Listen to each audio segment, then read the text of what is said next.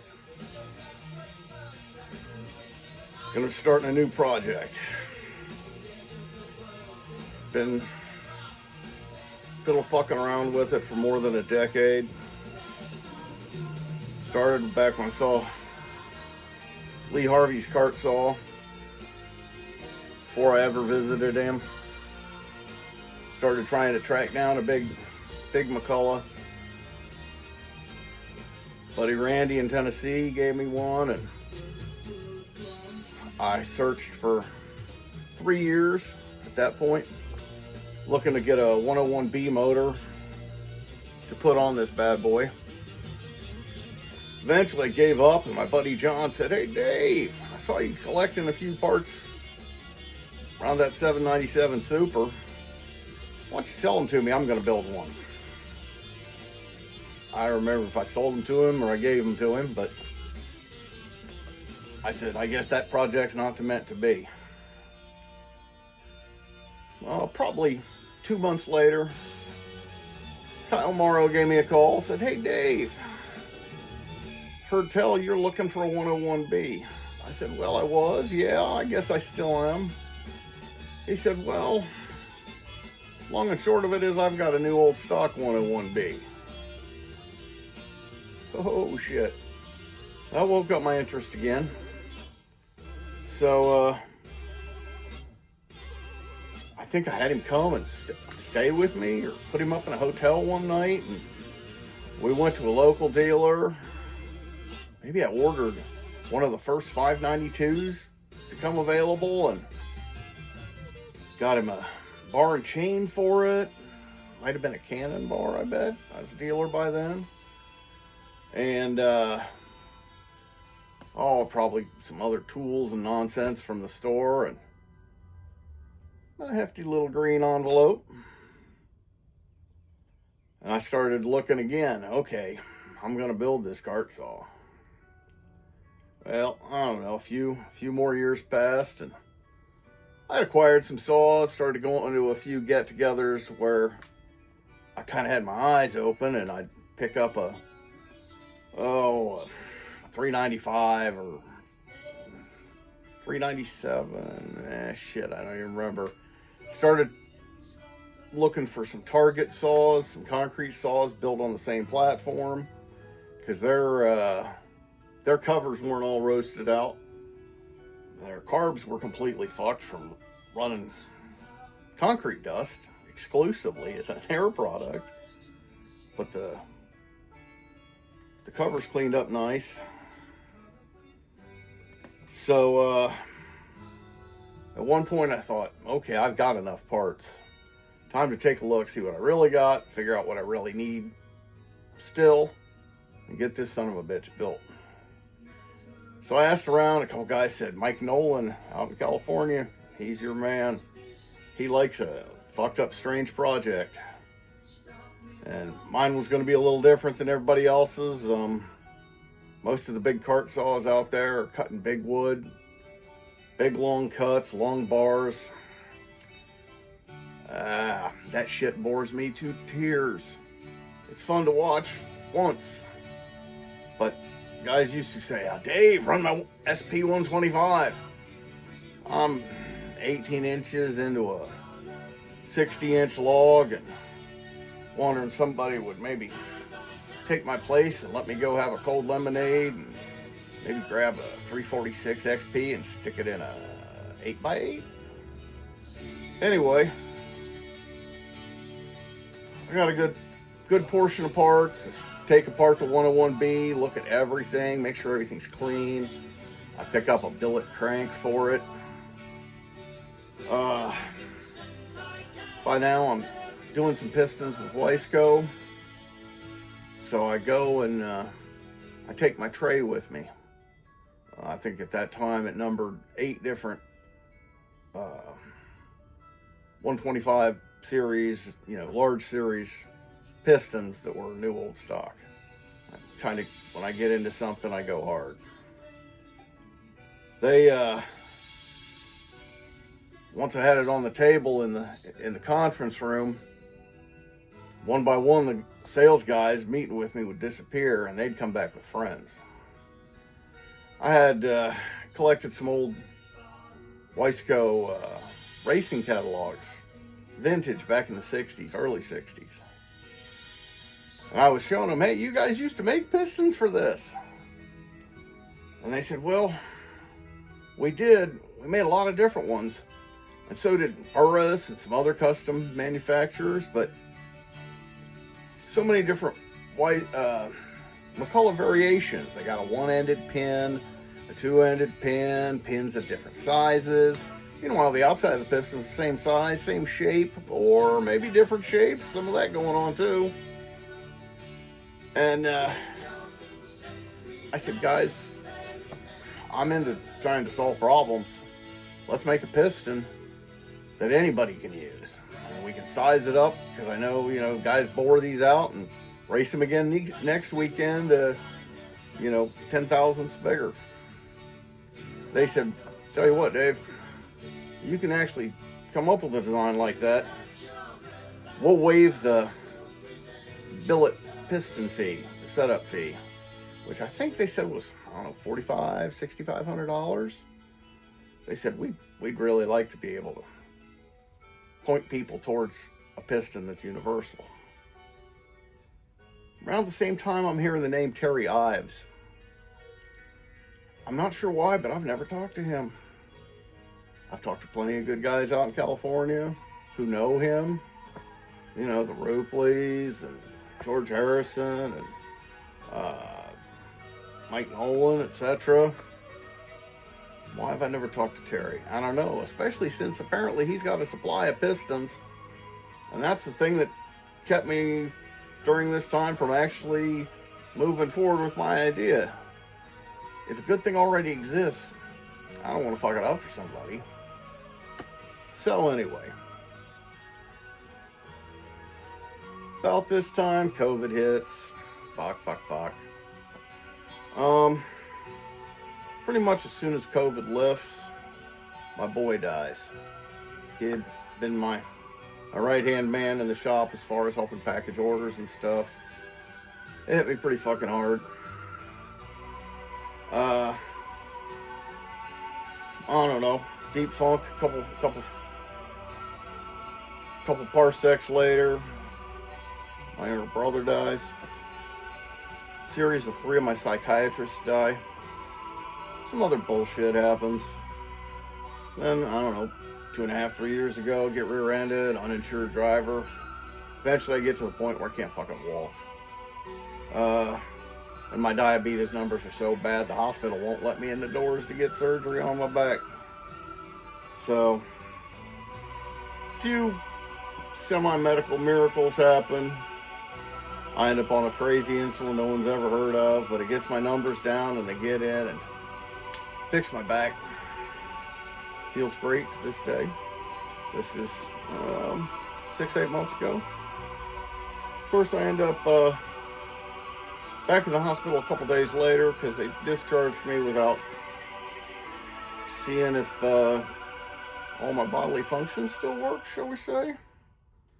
So, Thanksgiving morning, about 3 a.m., paramedics come get me, and I'm delirious and weak as a kitten, can't move, can't stand up, can't lift myself out of a chair even with my arms helping. Yeah, I spent a few more days in a different hospital, same chain, reputable hospital, not a bunch of hacks, I don't think.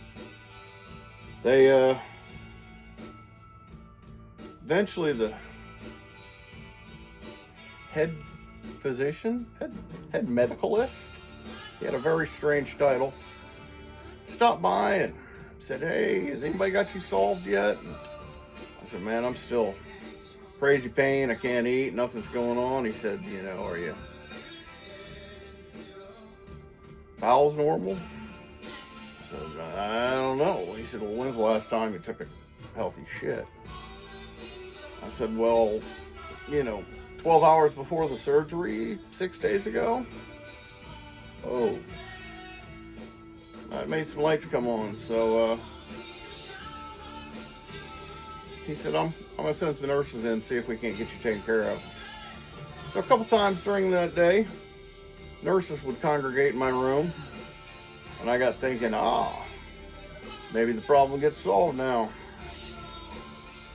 I would hear him have conversations regarding, are we going to give this silly bastard an enemy? I'm thinking, I don't think I've ever had an enema, but at this point, I'll try anything. Well, nothing happens. Dead of night comes around, and in a hospital, they don't let you rest. Wonderful little nurse comes in, takes my vitals and everything. She said, the notes say something about an enema, but I don't see anybody. I said, I haven't gotten one. I heard people talk about it. She said, well, do you want one? I said, I think I'm supposed to have one. I don't know that want is a word regarding that, but at this point, it doesn't seem like it could hurt. So she goes, leaves, and I think, oh no, they're all fleeing me. She comes back with the biggest orderly I've ever seen. They flip me over on my side like I'm a toddler and proceed to give me the tube. Well, I'm giving instructions, such like, and I'm waiting and waiting and waiting, thinking, the miracle is going to happen. Eventually, I give up. So I reach back behind me in the bed to get to the nurse button, and that is the magic gesture.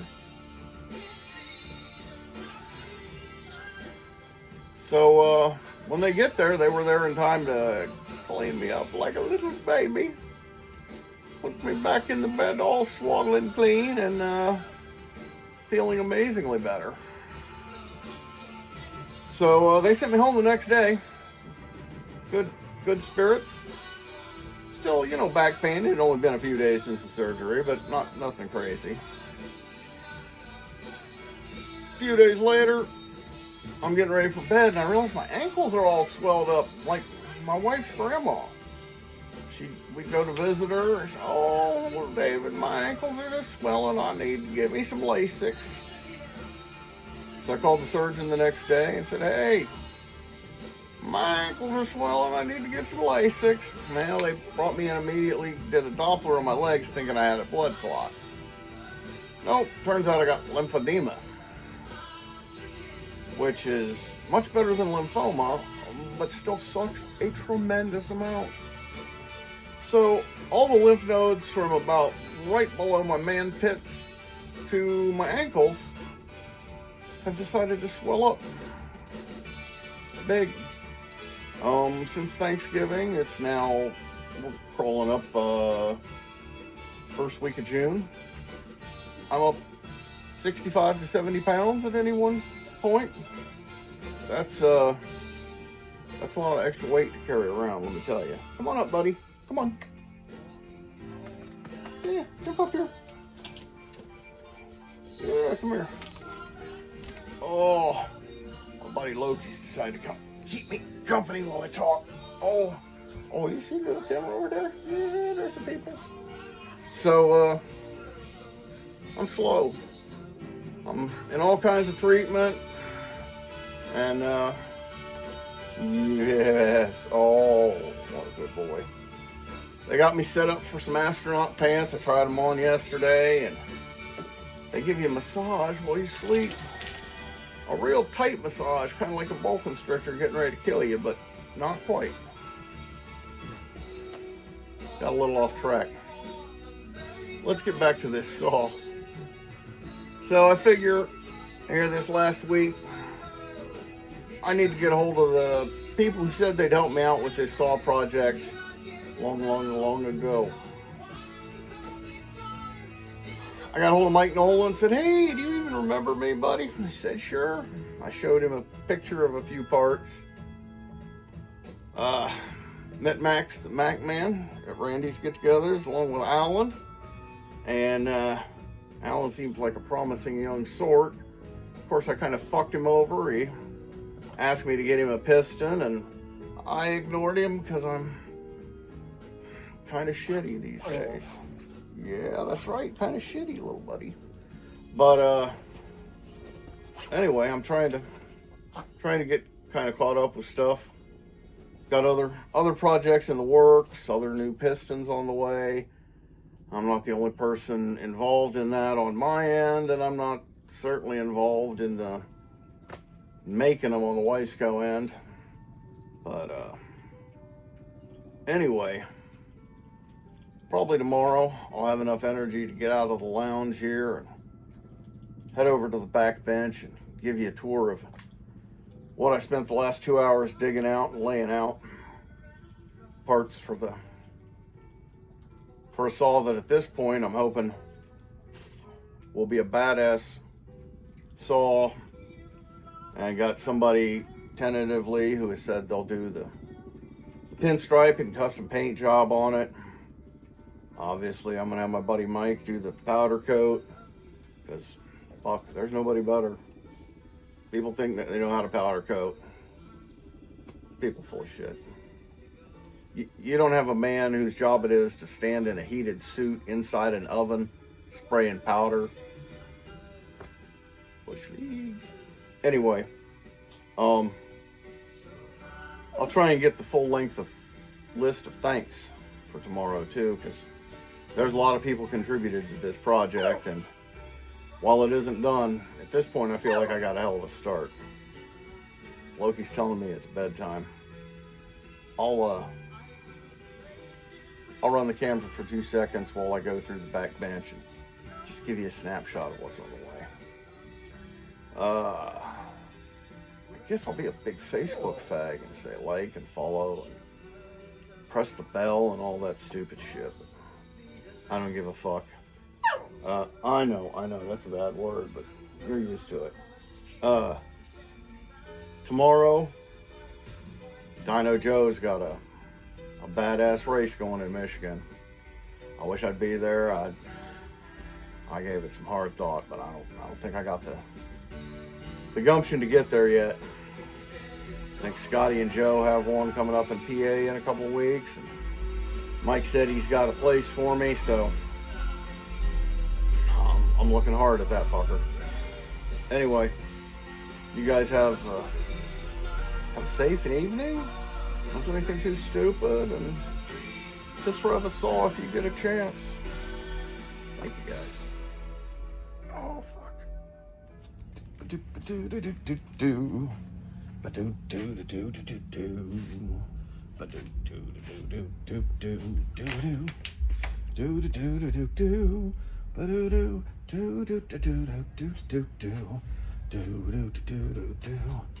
What that? Oh, there's nothing over there.